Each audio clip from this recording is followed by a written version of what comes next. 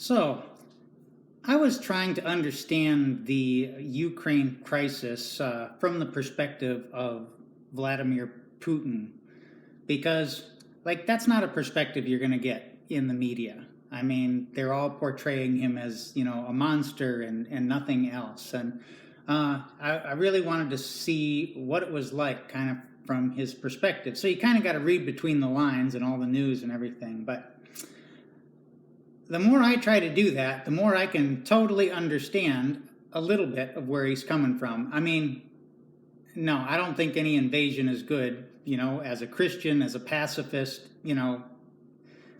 but as a leader of a country, I can see where he's coming from. This all started when the United States basically wanted Ukraine to join NATO, as far as I understand it. And, NATO for us is just like a benevolent club of countries. But for Russia, it is a hostile military alliance. It was an alliance formed after World War II to protect, Western Europe against the communist bloc countries. It's a hostile military alliance from a Russian perspective. And,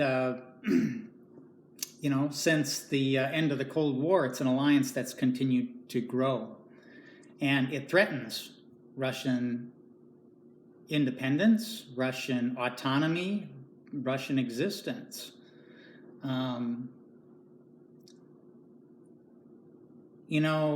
Ronald Reagan said, back in the day, Mr. Gorbachev, tear down this wall. Gorbachev was like, all right, you want to make me look like a fool in front of the world by saying that out loud that way, make yourself look like a big old cowboy, that's fine. I'll do it for the greater good, but not without some conditions. And one of those conditions is that NATO does not expand past Germany. And Reagan said, oh, sure, fine, we'll do that. Agreed. And over the last few decades, we've expanded NATO right up to the Russian border. You know why? Because we're the United States and we can. We're the biggest kid on the block. Treaties, conditions, agreements, protocols, those are for other people, not for us. But that is not the way to win friends and influence people in the world, okay? And we have escalated tensions with Russia over the last few decades by doing that. So this crisis is in large part our fault.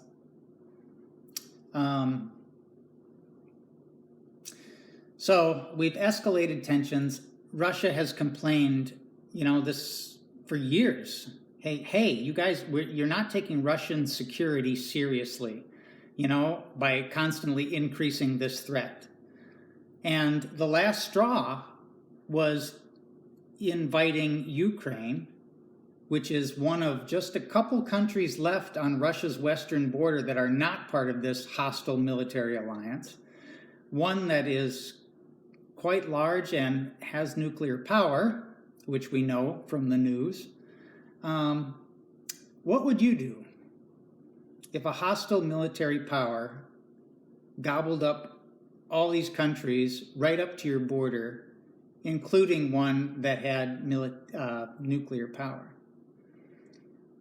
And Putin's response was, all right, if you're going to join this military alliance that is basically would prefer it if Russia didn't exist, then we're going to disarm you. We're going to take out, weapons that you could use against us. That seems to be Putin's case. And from a point of view of a leader, not like a fake leader, like a puppet government that the U.S. put in place, but like a real leader who is looking out for the independence, autonomy of his own people, I can see why he would think that. And it's hard to really know if Ukraine really wants to be part of NATO or not, because, when the biggest kid on the block says, you want to be part of our gang?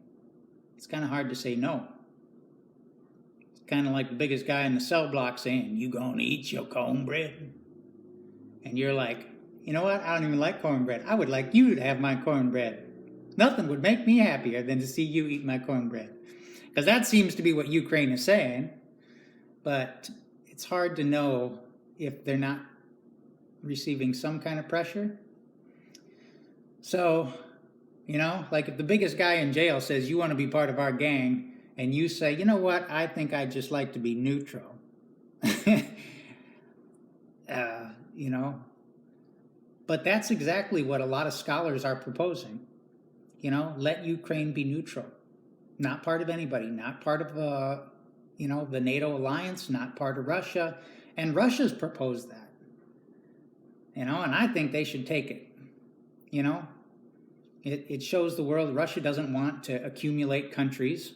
He just doesn't want to be threatened by nuclear powered countries right on his doorstep. Anyway, for what it's worth.